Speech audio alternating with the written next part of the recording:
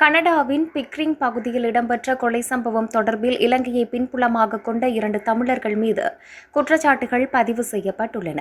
இந்த மாதம் ஆரம்பத்தில் மார்க்கம் நகரைச் சேர்ந்த கோகிலன் பாலமுரளி மற்றும் டொரண்டோவைச் சேர்ந்த பிரணன் பலசேகர் ஆகியோர் கடந்த 7 மற்றும் 8ஆம் திகதிகளிடையே ஒரு சதி திட்டத்தில் ஈடுபட்டதாக கைது செய்யப்பட்டனர்.